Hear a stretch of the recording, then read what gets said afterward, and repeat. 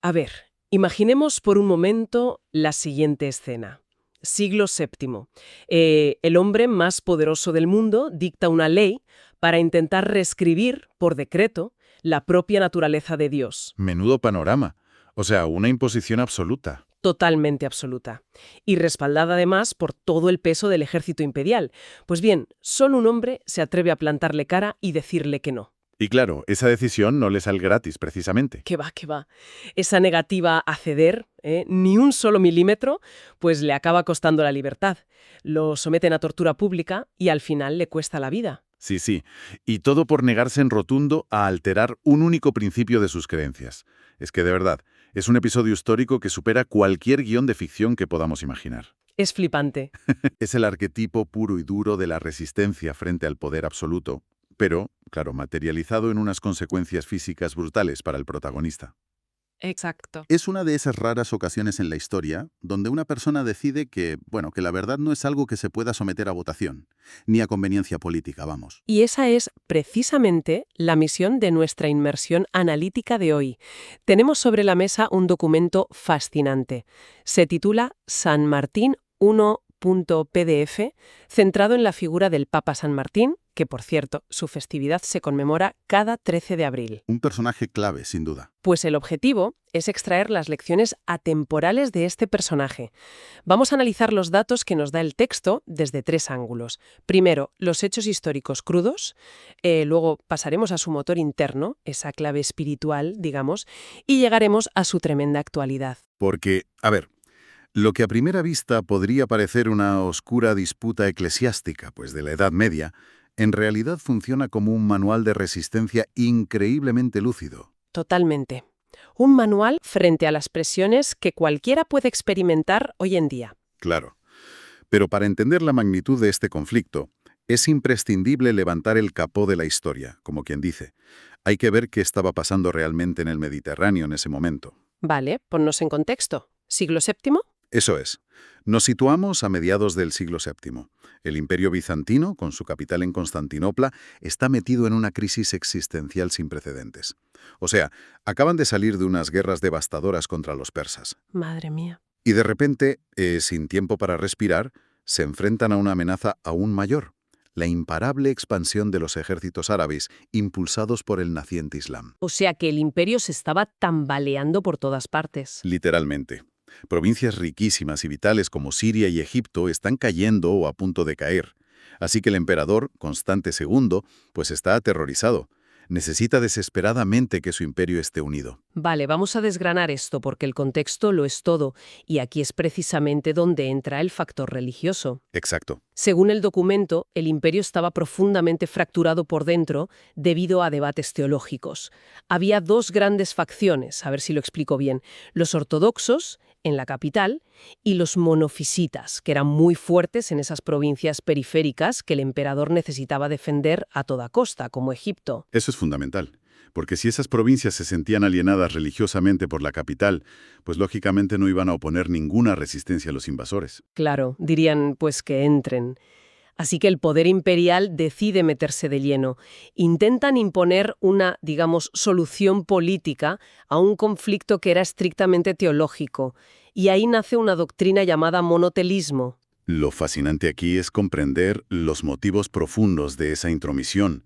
Históricamente, el poder político siempre ha considerado que la unidad del Estado y la unidad religiosa, bueno, son dos caras de la misma moneda. Van de la mano. Al emperador Constante II le daban exactamente igual los matices filosóficos sobre la divinidad. O sea, no le importaban nada. Para él, una fractura doctrinal era un problema de seguridad nacional puro y duro. Ya, un dolor de cabeza logístico. Exacto.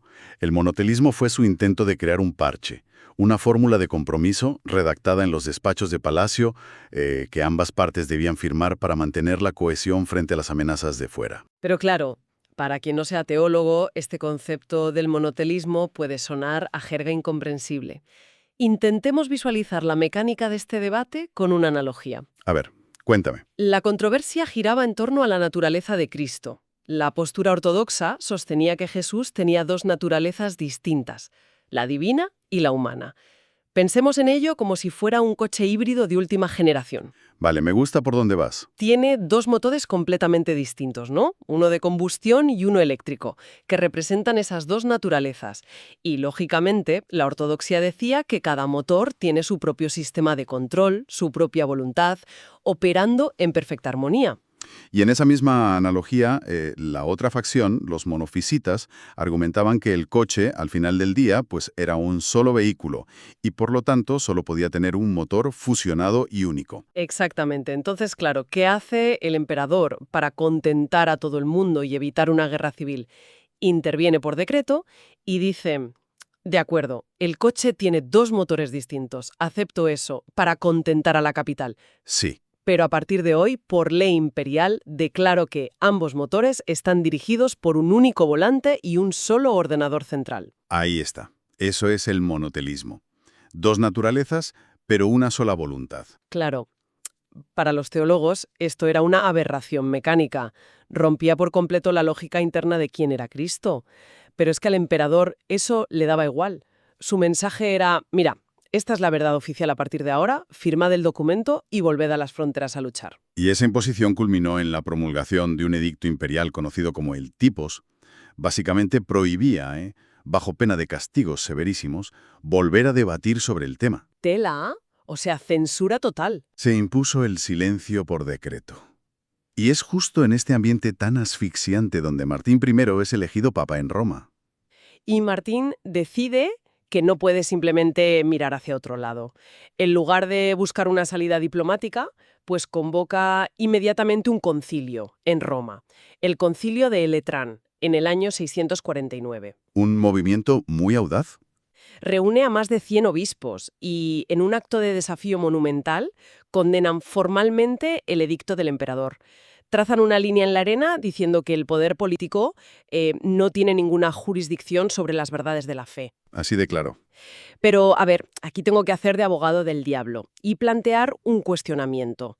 Roma en ese momento no era la potencia que conocemos hoy. Dependía política y militarmente de Constantinopla. Sí, eran vasallos en muchos aspectos. Entonces, no fue una provocación absolutamente temeraria por parte de Martín. O sea, desde un punto de vista puramente estratégico, desafiar abiertamente al hombre que controla el ejército, sabiendo que el imperio está desesperado por la unidad, pues parece un suicidio garantizado. Ya, entiendo lo que dices. Podría haber buscado, no sé, un lenguaje ambiguo que contentara al emperador sin comprometer del todo la doctrina, salvar los muebles, vamos. A ver, si conectamos esto con el panorama general de la historia de las ideas, y en particular con la dimensión apologética del texto, ¿encontramos a razón de esta aparente temeridad? A ver, explícame eso. La premisa central es que la Iglesia se veía a sí misma atada a una obligación ontológica con la verdad. Para San Martín, aceptar una verdad a medias dictada por un Estado o usar lenguaje deliberadamente ambiguo para salvar el pellejo, pues equivalía a corromper el núcleo mismo de sus creencias. Claro, era ceder en lo más importante. Si la Iglesia cedía en este punto, establecía el precedente de que la teología estaba subordinada a la política exterior del Estado. Tiene sentido. Porque si el emperador puede reescribir la naturaleza de Dios hoy para salvar una provincia, pues ¿qué le impedirá reescribir cualquier otra cosa mañana? Ese es exactamente el núcleo del asunto. No era terquedad de Martín, era una cuestión de supervivencia de la identidad misma de la fe. Ya veo. El testimonio de resistencia inquebrantable de figuras como él fue lo que impidió precisamente que el dogma se convirtiera en un mero instrumento de la geopolítica de un imperio efímero. Y como toda acción desafiante frente al poder tiene su reacción, pues el choque físico se vuelve inevitable. Al convocar el concilio y negarse a acatar el tipos, Martín forzó la mano del emperador. No le dejó otra salida. Constante II no podía simplemente ignorar lo que había pasado en Roma, porque ignorarlo significaba proyectar debilidad ante sus enemigos internos y externos. Vamos, legitimaba la rebelión. Y en esa época no podías parecer débil. Así que el imperio desata toda su maquinaria represiva. Y aquí es donde se pone realmente interesante, porque las ideas pasan de la teoría al sufrimiento físico más crudo. Sí. El emperador envía al exarca Calíopas, que era su máximo representante militar en Italia, con órdenes estrictas de arrestar al papa. Las crónicas de la época describen cómo las tropas imperiales irrumpen en la Basílica de San Juan de Letrán. Una locura. Y hay que tener en cuenta que Martín I era ya un hombre mayor. Estaba gravemente enfermo, postrado en una cama frente al altar. Pues a pesar de su estado, es arrestado sin contemplaciones y sacado en secreto de Roma para evitar un levantamiento popular. Y el viaje que le imponen es una auténtica pesadilla. No es que lo metieran en un camarote cómodo y lo llevaran directamente a la capital, no, no. El traslado en barco duró unos 15 meses. ¡Madre mía! 15 meses. 15 meses navegando por el Mediterráneo y el Egeo, enfermo de gota y disentería, en unas condiciones infrahumanas. En una de las cartas que se conservan de él, relata cómo apenas se le permitía lavarse, sufriendo un frío terrible y malnutrición. Claro, es que era un proceso de desgaste deliberado. El imperio no quería convertirlo en un mártir rápido, ¿eh? Quería quebrarlo física y psicológicamente para que, al llegar a Constantinopla, se retractara públicamente y firmara el edicto. Querían humillarlo por completo. Sí, y ese intento de destrucción personal culmina cuando finalmente llega a la capital imperial. Lo dejan abandonado en la cubierta del barco durante días, solo para que las multitudes se burlen de él. ¡Qué crueldad! Luego es sometido a un juicio que era, a todas luces, pues una farsa teatral. El objetivo no era buscar la verdad jurídica, sino machacarlo. Fue despojado de sus vestiduras papales en público, cargado de cadenas pesadas y arrastrado por las calles de Constantinopla hasta la prisión. Le rasgaron la ropa y le pusieron un collar de hierro. De verdad es una imagen que hiela la sangre. Lo condenan a muerte por traición, una sentencia que luego, irónicamente para mostrar una supuesta clemencia imperial, se conmuta por el destierro perpetuo a Quersoneso. En la actual península de Crimea. Exacto. Un lugar que en el siglo VII era considerado el confín más inhóspito y desolado del mundo civilizado. Y aquí entra la clave espiritual de todo este análisis que nos plantea el texto. La fe y la adherencia a la verdad no son conceptos que se puedan negociar a cambio de comodidad. Totalmente de acuerdo. Martín encarnó esta máxima hasta el final. No teorizó sobre el sufrimiento desde un despacho cómodo en Roma. Murió de hambre e inanición en ese exilio, sintiéndose además completamente abandonado. Y hay un detalle en sus últimas cartas que subraya, la brutalidad de ese abandono. Escribe desde el exilio quejándose del frío polar y de la falta absoluta de pan, pero lo que resulta más esgarrador es su lamento por haber sido olvidado por su propia gente. Eso es tristísimo. Mientras él moría en Crimea por defender la independencia de la Iglesia, en Roma, el clero había cedido a la presión imperial y había elegido a un nuevo papa, Eugenio I, intentando apaciguar al emperador. ¡Qué fuerte! Le dejaron solo. La soledad de San Martín fue absoluta. Su cuerpo cedió, desde luego, pero su voluntad de no firmar la imposición imperial permaneció intacta. La historia nos muestra aquí que mantenerse firme en la verdad casi nunca es el camino seguro, ni el más aplaudido. Frecuentemente, pues es el camino que conduce al aislamiento total. Porque la verdad tiene un coste. Siempre. Y esto nos obliga a dar un salto a nuestro presente a través de una transición que resulta, dolorosamente clara tras leer el documento. A ver, cuéntanos. Es evidente que hoy en día no tenemos a la guardia de un emperador bizantino derribando la puerta de nuestra casa para arrastrarnos a un barco con destino a Crimea. Por suerte. Los juicios por traición teológica y los collares de hierro son reliquias del pasado. Sin embargo, el texto señala que la mecánica fundamental de esa coacción, esa presión constante y finamente calculada para que alteremos nuestras convicciones y las acomodemos a lo que dicta el poder de turno, sigue operando con una eficacia aterradora. Claro, es que el campo de batalla ha cambiado de escenario. Ha pasado de ser un conflicto puramente físico o militar a ser un entorno psicológico, cultural y social. Las presiones actuales para someterse a los nuevos edictos, por así decirlo, pues no requieren violencia física explícita. No, para nada. Disponen de herramientas de coerción muchísimo más sutiles y generalizadas. Entonces, ¿qué significa todo esto para el contexto actual? Pues significa que la comodidad moderna se ha convertido en nuestro propio emperador silente. Qué buena metáfora. Los frentes por donde se cuela esta coacción, según las fuentes, son evidentes. Hablamos de la presión cultural por adoptar ciertas visiones del mundo, la presión ideológica en el entorno laboral y, sobre todo, la presión social. La más fuerte de todas, yo creo. Hoy en día es instintivo dejarse llevar por la corriente dominante. Es muchísimo más fácil asentir, payar, disimular o simplemente ocultar las convicciones más profundas para no desentonar. Sí, para no meterse en líos. Exacto. El castigo ya no es el exilio a una península helada. El castigo es la cancelación, el escarnio en redes o ser desterrado social y profesionalmente de tu círculo. El ostracismo moderno es limpio, es silencioso, pero es igualmente devastador. Esto plantea una dicotomía vital que es en el fondo la mismita a la que se enfrentó aquel obispo en el siglo VII. A ver. Ante estas presiones omnipresentes, pues, ¿se adapta la convicción al gusto de la época o se permanece fiel al precio que sea?